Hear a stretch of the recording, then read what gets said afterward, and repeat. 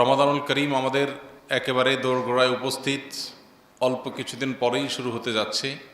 আল্লাহ রাব্বুল আলামিনের অপার রহমত, বরকত, নাজাত, মাগফিরাত, বহুবিধ কল্যাণের এই মাস। নির্বাচন কেন্দ্রিক আমাদের যে উত্তাপ আছে, উদ্দীপনা আছে, আগ্রহ আছে, কৌতূহল আছে, এই কৌতূহল বা উদ্দীপনা যেন আমাদের রমাদানের প্রস্তুতিকে ভুলিয়ে না দেয়। পার্থিব জীবনে বিভিন্ন উপলক্ষ আসবে, বিভিন্ন সুখের বা দুঃখের মুহূর্ত আসবে, বহু কৌতূহল আসবে, বহু কৌতূহল চলে যাবে, কিন্তু আমাদের আখেরাতের পাথেয় সঞ্চয় করার যে সুযোগ, সে সুযোগ কোনোভাবে আমাদের হাতছাড়া করা বুদ্ধিমানের কাজ হবে না। নির্বাচনের আমেজ, কৌতূহল, উদ্দীপনা আমরা এ সমাজের মানুষ, এ সমাজের অংশ হিসাবে আমাদেরকে স্পর্শ করবে, টাচ করবে, এটা অস্বাভাবিক না। কিন্তু অস্বাভাবিক হলো এই সাময়িক উদ্দীপনা, আগ্রহ, কৌতূহল, এটা যদি আমাদের স্থায়ী অনন্তকালের সুখ এবং নেয়ামত লাভের পথে বাধা সৃষ্টি হয়, আমাদেরকে যদি আত্মভোলা করে দেয়, সেটা হবে সবচেয়ে দুর্ভাগ্যজনক। তো এই জন্য নির্বাচন কেন্দ্রিক যে সমস্ত কৌতূহল, উদ্দীপনা আমাদের আছে, সেগুলোর পাশাপাশি আমাদের রমাদান কেন্দ্রিক প্রস্তুতি, রমাদান কেন্দ্রিক আমাদের যে সমস্ত পূর্ব পরিকল্পনা আছে, সেগুলো যথাযথভাবে হাতে নেওয়া দরকার। কারণ যে কোনো কাজের যথাযথ প্রস্তুতি মানে হলো সেই কাজের অর্ধপূর্ণতা। প্রস্তুতি ভালো হলে কাজটা অর্ধেক পরিপূর্ণতা এমনিতেই পেয়ে যায়। আর প্রস্তুতি যদি ভালো না হয়, তাহলে সে কাজ যতই চেষ্টা করা হোক, সেটাকে পূর্ণতার সর্বোচ্চ পর্যায়ে নেওয়া কঠিন হয়ে যায়। এই জন্য আল্লাহ রাব্বুল আলামিন কোরআনে হাকিমে তাবুক যুদ্ধে যে সমস্ত মানুষেরা যায়নি, মুনাফিকদের একটি দল যায়নি, কিছু সরল মনা মুসলমান তারাও সেখানে অংশগ্রহণ করেননি, যদিও তারা এমন তওবা করেছেন যেই তওবাকে আল্লাহ তাআলা কোরআনে উল্লেখ করেছেন মডেল হিসাবে। তো সেই যুদ্ধে যারা শরিক হয়নি, তারা বিভিন্ন অজুহাত দিয়েছিল যে আমরা যেতে চেয়েছিলাম কিন্তু হয়ে ওঠেনি, আমাদের লক্ষ্য ছিল কিন্তু বিভিন্ন সমস্যা তৈরি হয়েছে, ইত্যাদি ইত্যাদি। আল্লাহ সুবহানাহু ওয়া তাআলা তাদের সেই দাবি নাকচ করে কোরআনে কারিমে বলেছেন, ওয়ালাউ আরাদুল খুরুজ, তারা যদি আল্লাহর রাহে জেহাদে যাওয়ার তাদের সত্যিকারের ইচ্ছা যদি থাকতো, লা আ'আদ্দু লাহু উদ্দাহ, তাহলে তারা তার জন্য আগে থেকে প্রস্তুতি নিত। প্রস্তুতি না নেওয়া থেকে বোঝা যায় তাদের আসলে ভালো কিছু করার ইচ্ছা, সদিচ্ছা নাই।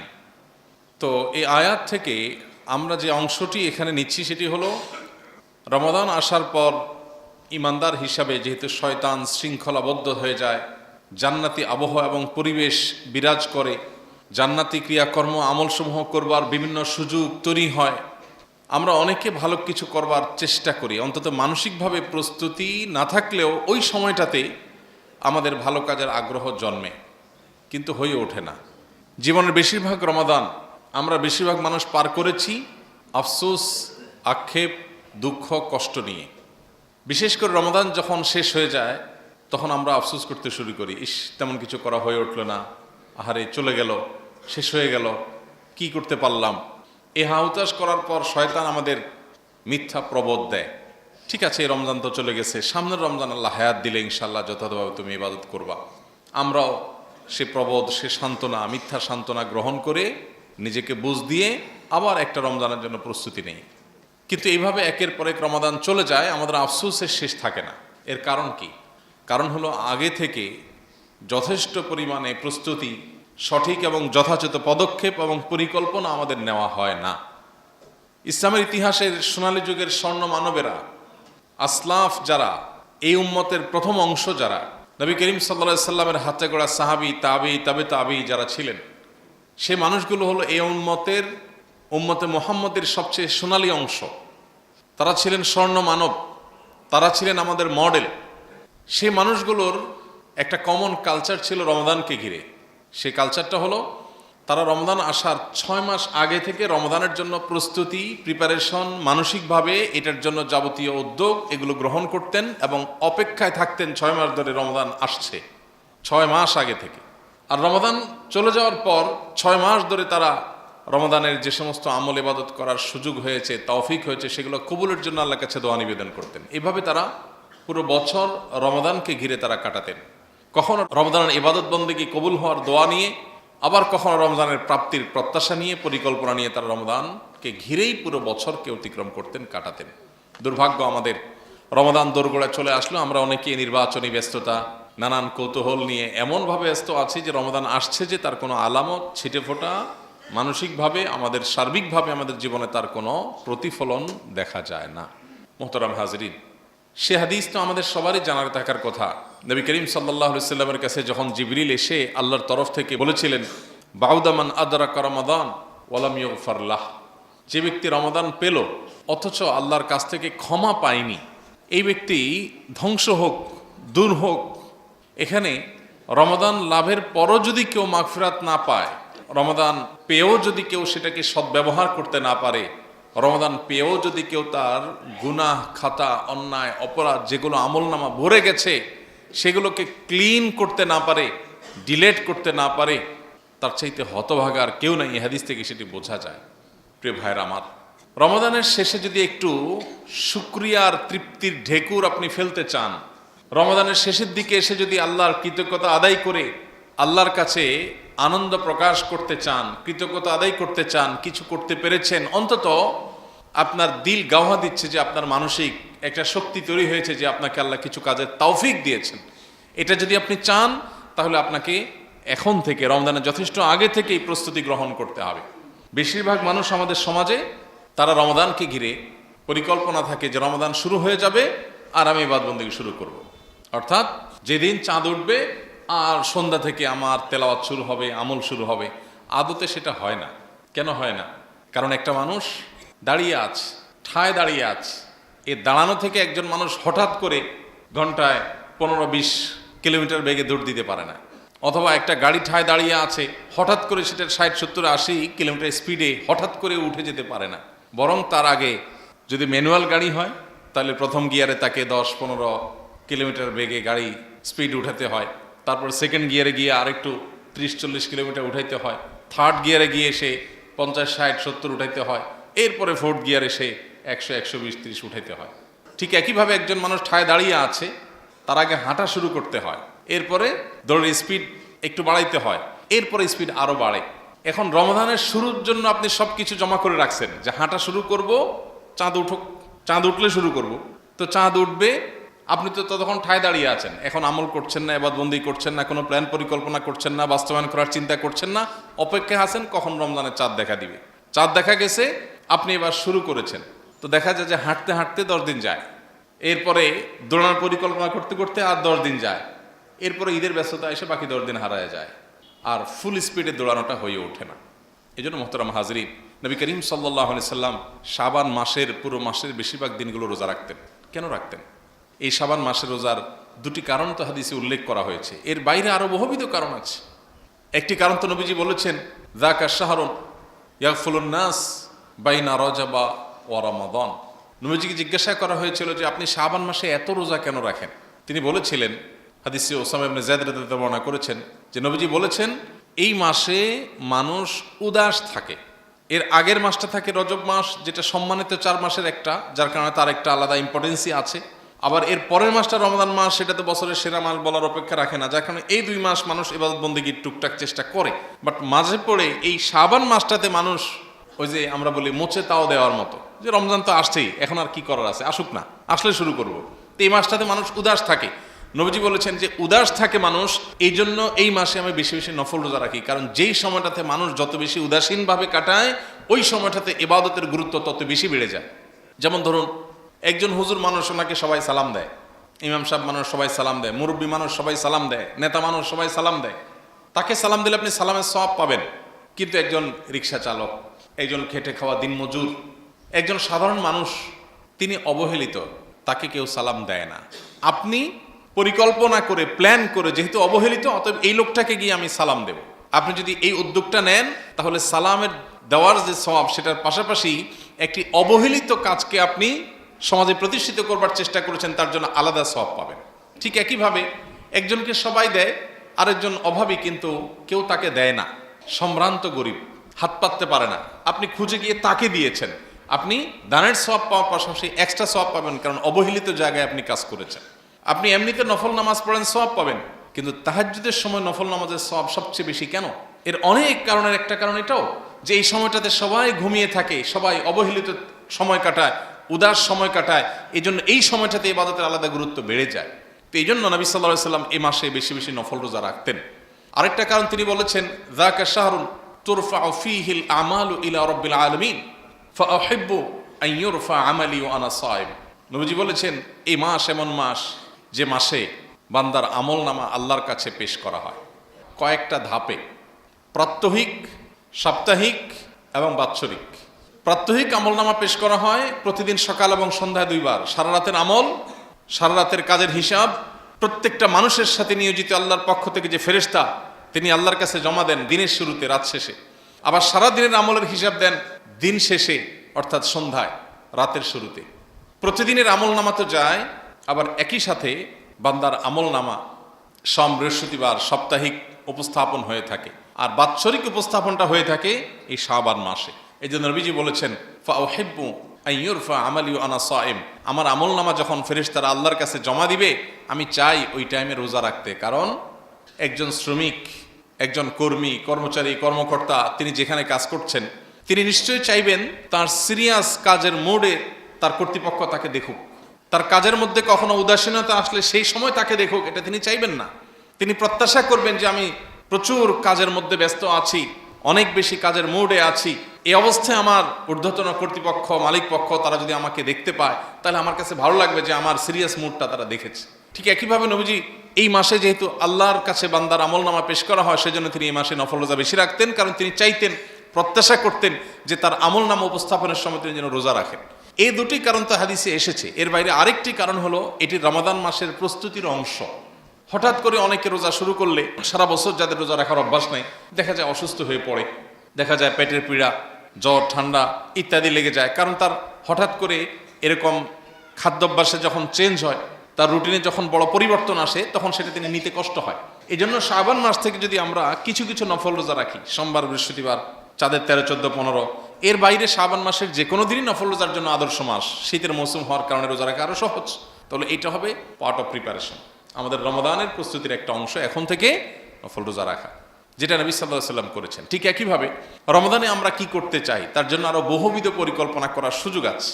প্রিয় ভাইরা আমার, পরিকল্পনার একটা বড় অংশ জুড়ে থাকা উচিত তাখলিয়া, আত্মশুদ্ধির 2টি পার্ট। আমাদের নিজেদেরকে পরিবর্তন করবার, জাহান্নামমুখী যাত্রা থেকে পরিবর্তন করে জান্নাতমুখী যাত্রায় যদি আমরা যেতে চাই, জাহান্নামী ট্র্যাক থেকে সরে গিয়ে যদি জান্নাতি ট্র্যাকে যেতে চাই, তাহলে 2টি উদ্যোগ বা 2 ধরনের উদ্যোগ আমাদের নিতে হয়। একটা হলো তাখলিয়া, অর্থাৎ আমাদের মধ্যে যে সমস্ত মন্দ দিক আছে এগুলো থেকে নিজেকে খালি করা, শূন্য করা। আরেকটা হলো তাহলিয়া, ভালো দিক দিয়ে নিজেকে পরিপূর্ণ করা। এই 2 ধরনের প্রচেষ্টার মধ্য দিয়ে একজন মানুষ পরিশুদ্ধ হয়ে ওঠে, জান্নাতের উপযোগী হয়ে ওঠে, ভালো মানুষ হয়ে ওঠে, মুত্তাকি হয়ে ওঠে, ইমানদার হয়ে ওঠে। তাহলে দুইটাই আমাদেরকে প্যারালালি করে যেতে হয়, একদিকে তাখলিয়া আর একদিকে তাহলিয়া। তাখলিয়া মানে হলো খালি করা, আর তাহলিয়া মানে হলো সজ্জিত করা, পরিপূর্ণ করা। রমাদান কেন্দ্রিক পরিকল্পনায় 2টি তাখলিয়া বা 2টি আপনার বিশেষ নিজের মধ্যকার মন্দ দিক দূর করার, বিশেষ করে আমার ইবাদতের ক্ষেত্রে যে সমস্ত প্রতিবন্ধকতা, যে সমস্ত বাধাগুলো তৈরি হয়, এগুলোকে আমরা মোটা দাগে যদি আমরা দেখি, তাহলে দেখা যায় 2টি বিষয়। এই 2টি বিষয়কে যদি কন্ট্রোল করা যায়, আশা করা যায় রমাদানের ইবাদত বন্দেগী আমি যা করতে চাই সেটা করা অনেকটা সহজ হয়ে যাবে। সবাই করতে চাই, অ্যাজ এ মুসলমান সবাই ভালো কিছু করতে চাই, কিন্তু হয়ে ওঠে না।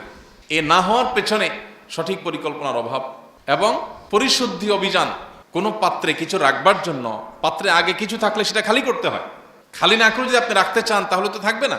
এখন আপনি রমজানে আমল রাখতে চান, ইবাদত রাখতে চান, কিন্তু আপনার আগে থেকে অনেক আজেবাজে জিনিসে পরিপূর্ণ আছে, এই জন্য সেগুলোকে খালি করার অভিযান পরিচালনা করতে হয় নিজের বিরুদ্ধে নিজে। এক্ষেত্রে 2টি বিষয় আমার কাছে মনে হয় যদি আমরা নিয়ন্ত্রণ করতে পারি, এবং 2টি ক্ষেত্রে যদি আমরা পরিচ্ছন্নতা অভিযান, নিয়ন্ত্রণ অভিযান পরিচালনা করতে পারি নিজের বিরুদ্ধে নিজে, তাহলে দেখবেন রমাদান আপনার অন্য রমাদান কাটিয়েছে। আপনার জীবনে বহু রমাদান তো অতিক্রম করেছেন, এই রমাদান সম্পূর্ণ ভিন্ন রমাদান হতে পারে যদি 2টি জিনিস থেকে নিজেকে মুক্ত করতে পারে। নাম্বার 1, আমাদের এখনকার শুধু ইবাদত বন্দেগী আর নেকামল বা আখিরাত কেন্দ্রিক কর্মকাণ্ডই না, আমাদের পার্থিব যে প্রোডাক্টিভিটি আছে, আমাদের জাগতিক যে জীবনের বারাকা আছে, এটা নষ্ট হওয়ার অন্যতম বড় কারণ স্মার্টফোনের আসক্তি, নেট এবং মোবাইল ফোনে ব্যস্ততা। এটা নিয়ে দ্বিমত করবার মতো সুযোগ কারণ নাই। যিনি রুগী তিনি স্বীকার করেন, যিনি রুগী না তিনিও স্বীকার করেন, কিন্তু হয়ে ওঠে না। জিজ্ঞেস করলে বলে ভাই চেষ্টা করি, পারতেছি না। পারতেছেন না মানে আপনাকে বেঁধে রাখছে কে? শয়তান অদৃশ্য রশি দিয়ে বেঁধে রেখেছে। এর জন্য প্রয়োজন হলো সৎ সাহস, এর জন্য প্রয়োজন হলো নিজের বিরুদ্ধে নিজে একটা কঠিন সিদ্ধান্ত গ্রহণ করার মতো ইচ্ছা শক্তি। সেই জিনিসটা যদি আমরা আনতে পারি ইনশাআল্লাহ বিদিনিল্লাহ এই কাজটা সহজ হবে। স্মার্টফোনের বিশেষ করে নেট কানেকশনের সোশ্যাল মিডিয়ার যে আসক্তি, এই আসক্তিটা আমাদের সমস্ত ফোকাস মনোযোগ নষ্ট হওয়ার সবচেয়ে বড় কারণ আজকের যুগে। আপনি যদি পরীক্ষার জন্য হলেও এই একটা রমাদানকে আপনি স্মার্টফোন মুক্ত রমাদান কাটাতে পারেন বা নেট মুক্ত রমাদান কাটাতে পারেন, তাহলে সেক্ষেত্রে আপনার জীবনের যে কোনো রমজানের চাইতে এই রমাদানকে আপনি ভিন্নতর রমাদান হিসাবে পাবেন, সন্দেহ নাই। আপনি পরীক্ষামূলক অন্তত 5টা দিন 10টা দিনের জন্য আপনি করে দেখতে পারেন। আমি আল্লাহর এরকম বহু বন্দাকে, অনেক নেককার মানুষকে চিনি, জানি, যারা রমজান উপলক্ষে অন্তত নেট কানেকশন থেকে ডিসকানেক্টেড হয়ে যায়। পরিচিত লোকদেরকে জানায় দেয় যে এই মাসে আমি নেট কানেকশনে থাকবো না, খুব বেশি জরুরি হলে সিমে কল করলে পাওয়া যাবে, ব্যাস। হ্যাঁ, এটা সবার জন্য হয়তো খাটবে না। অনেকে হয়তো তার কাজ কামের ধরনটাই এমন যে তার নেটের সাথে কানেক্টেড থাকতে হবে, তাহলে সেক্ষেত্রে আমরা টাইম লিমিট করে ফেলি যে আমি এতটা থেকে এতটা পর্যন্ত এখানে এঙ্গেজ থাকবো, বাকি সময় আমি ডিসকানেক্টেড থাকবো। এটা সিদ্ধান্তের ব্যাপার, এটা ইচ্ছা শক্তি দরকার, এর জন্য হিম্মত দরকার, সৎসাহস দরকার। এই একটা কাজ যদি করা যায়, শুধু একা নিজে না, পুরো বাসার এনভায়রনমেন্ট পরিবেশটা যদি এমন করা যায় যে এখানে নেটের আসক্তির কোনো জায়গা থাকবে না, তাহলে আপনি দেখবেন আপনার রমাদানের সবচেয়ে অর্থবহ, সবচেয়ে যথাযোগ্য প্রস্তুতিটা আপনি গ্রহণ করলেন। এখন থেকে তার জন্য প্ল্যান শুরু করতে হবে যে আমি কিভাবে কাটাবো, কি কি অসুবিধা হতে পারে, সেগুলোর জন্য বিকল্প পথ কি হতে পারে। ইবাদতের ক্ষেত্রে আমরা বেশিরভাগ মানুষ শুধু ইবাদতের প্ল্যান করি। ঠিক আছে, আমি কোরআন তেলাওয়াত করব, তার জন্য টাইম ফিক্স করি, ইবাদত বন্দি করব, তার জন্য টাইম ফিক্স করি, আমি দান দক্ষিণা করব, তার জন্য প্ল্যান পরিকল্পনা করি, সবই ঠিক আছে। কিন্তু আমার ইবাদত বন্দি এবং সমস্ত ভালো কাজের ফোকাস এবং মনোযোগ নষ্ট হওয়ার সবচেয়ে বড় যে কারণ, সেটাই দূর করি না। এই জন্য কোনো পানির কূপে যদি কোনো ইঁদুর পড়ে মারা যায়, কোনো প্রাণী পড়ে মারা যায়, তাহলে ফিকার কিতাবগুলোতে মাসআলা আছে এত বালতি পানি ফেলে দিলে পাক হয়ে যাবে। কিন্তু আগে তো মরা ইঁদুরটা ফেলতে হবে, তারপরে না পানি তুললে সেটা পাক হবে। মরা ইঁদুরটা ভেতরে রেখে যদি আপনি পানি ফেলতেই থাকেন সারাদিন, তারপরে তো কখনো পাক হবে না। ঠিক একইভাবে আপনি ইবাদতের যত প্ল্যান পরিকল্পনা রমাদানকে ঘিরে করেন না কেন, আপনার ইবাদতের মনোযোগ নষ্টকারী বিষয়টাকে তো গলা চিপে ধরতে হবে, ওইটাকে তো আগে সরাতে হবে। তারপরে আপনি অল্প আমল করলে দেখবেন সে আমল আপনি অনুভব করছেন ভেতর থেকে, সে আমল আপনাকে স্পর্শ করবে, সে আমল আপনাকে পরিতৃপ্তি দিবে, সে আমল আপনার মধ্যে আনন্দ দিবে, সে আমল আপনার মধ্যে প্রেরণা দিবে, সে আমল রমাদান পরবর্তী জীবনে আপনাকে উদ্বুদ্ধ করবে, আপনাকে তাকওয়ার উপরে টিকিয়ে রাখবে। রমাদান আসছেই তাকওয়ার জন্য, সে তাকওয়ার সবচেয়ে বড় বাধা হলো এই অবাধ আপনার সোশ্যাল মিডিয়ার যে আসক্তি, সেখানে যে বিচরণ, সেই জিনিসটা। বাসা বাড়িতে সবাই মিলে বসে যদি রমাদানের আগে ডিসিশন নেই যে এই রমাদানটাকে আমরা অন্তত এই সমস্ত আসক্তিগুলো থেকে দূরে রাখবো, এই প্ল্যানটা যদি আমরা করতে পারি, ইনশাল্লাহ অনেকখানি সার্থক হয়ে যাবে। আল্লাহ আমাদেরকে তৌফিক দান করুন। এটার জন্য শুধু সদিচ্ছা দরকার, আসলে সবার দ্বারা সম্ভব। যার কাজই নেটে তার দ্বারা সম্ভব। কাজের সময় আমি থাকবো, পার্সোনাল সময় রাতের বেলা মাগরিব থেকে একেবারে ফজর পর্যন্ত আমার এখানে কোনো অংশগ্রহণ থাকবে না, কোনো ইনভলভেশন থাকবে না, আমি এখানে কোনোভাবে সময় দেব না। এবং প্রয়োজনে সিস্টেমটাকেই বন্ধ করে দেওয়া, যে আমি কোনো ডেটা মোবাইলে নেব না। আমার বাসায় নেট কানেকশন 1 মাসের জন্য অফ থাকবে, রাউটার বন্ধ থাকবে। প্রয়োজন নির্দিষ্ট সময় লাগলে নির্দিষ্ট সময় অন করে কাজ সেরে, আর বাকি ফুল সময় বন্ধ থাকবে। এগুলোর জন্য দরকার হলো সেই সদিচ্ছা এবং আল্লাহ তাআলার কাছে দোয়া করা। আল্লাহ বলেছেন ইন্নামা ইয়াতাকাব্বালুল্লাহু মিনাল মুত্তাকিন, সবার তৌফিক হয় না, যারা মুত্তাকি তাদেরটাই আল্লাহ তাআলা কবুল করেন। এজন্য আল্লাহর কাছে চোখের পানি ফেলে দোয়া করো, আল্লাহ এক একটা রমাদান আসে চলে যায়, জীবন থেকে এক একটা রমাদানের সম্ভাবনা শেষ হয়ে যায়। এই রমাদানটা যেন আমি ভিন্ন ব্যতিক্রম রমাদান কাটাতে পারি, এই রমাদান যেন আমাকে মুত্তাকি বানিয়ে দেয়, এই রমাদান যেন আমার জীবনটাকে পরিবর্তন করে। আল্লাহ আমাদের সবাইকে সে তৌফিক দান করুন। দ্বিতীয় যে বিষয়টির কথা বলছিলাম সেটি হলো আমাদের খাদ্যাভ্যাস। এটা আমাদের রমাদানের ইবাদতের পথে সবচেয়ে বড় বাধাগুলোর একটা।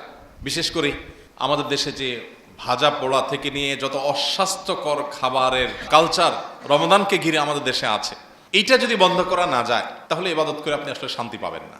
ইবাদতের সাথে আমাদের শারীরিক সুস্থতার অনেক সম্পর্ক আছে। নবী করিম সাল্লাল্লাহু আলাইহি ওয়াসাল্লাম বলেছেন আল মুমিনুল কাবিয়্যু আহাব্বু ইলাল্লাহি মিনাল মুমিনিদ দাঈফ, দুর্বল ইমানদারের চাইতে আল্লাহর কাছে সবল ইমানদার বেশি প্রিয়। সবল ইমানদার আল্লাহর কাছে বেশি প্রিয়। খেয়ে গ্যাস হচ্ছে, অ্যাসিডিটি হচ্ছে, আপনার বাথরুমে দৌড়াচ্ছেন, আপনি তারাবিতে দাঁড়িয়েছেন, কিন্তু আপনার বাথরুমের বেগ হচ্ছে, একের পর এক আপনার ওযু ভাঙছে, আপনার শরীরটা খারাপ করছে, এই অস্বাস্থ্যকর পরিবেশে তো আপনি ইবাদত করতে পারবেন না। যে রমাদান মাসটাই আসছে আমাদের পানাহার কন্ট্রোল করে সংযম শেখাতে। আমরা মুখে বলি সংযমের মাস, রমাদান হলো শাহরুস সবর, সংযমের মাস, কিন্তু আমাদের আচার আচরণ দেখে সংযমের কিচ্ছু বোঝা যায় না। গত কয়েকদিন থেকে পত্রপত্রিকা দেখছিলাম যে বিভিন্ন সরকারের সংশ্লিষ্ট কর্তৃপক্ষ ভোজ্যপণ্য আমদানি করা, এটার মজুদ ঠিক রাখা, এগুলোর দেখভাল করার দায়িত্ব যাদের, তারা বারবার করে বলতেছে যা দরকার তার চাইতে অনেক বেশি কিন্তু মজুদ আছে। তার মানে খাবারের মাস আসছে, বাঙালি খাবারের পেছনে পাগল হয়ে ছুটবে, ঝাঁপিয়ে পড়বে। এই জন্য সংশ্লিষ্ট মিনিস্ট্রি এবং লোকজন তারা প্রচুর খাবার আমদানি করে রেডি করে রেখে দিয়েছে এবং বারবার বলছে হুলস্থুলের দরকার নাই, সিরিয়াল ধরে লাইন ধরে আস্তে আস্তে আসেন, সব আছে, পর্যাপ্ত আছে। রমাদান মাসে তো আমাদের যে পরিমাণ ভোজ্যপণ্য দরকার হয় তার অর্ধেক লাগার কথা বা কম লাগার কথা অন্তত। কারণ যেখানে সারা বছর দিনের বেলা সকাল থেকে সন্ধ্যা পর্যন্ত 3বার 4বার খাই, সেখানে রমজান মাসে দিনের বেলা খানাই নেই, রাতে তো জেগেই থাকি অল্প কয়েক ঘন্টা, তাহলে তো খাবার তো কমে যাওয়ার কথা। কিন্তু না, তেলের দাম বেড়ে যায়, চিনির দাম বেড়ে যায়, ছোলার দাম বেড়ে যায়, সবজির দাম বেড়ে যায়, মাছ গোশের দাম বেড়ে যায়, কারণ এমন খানা খায়।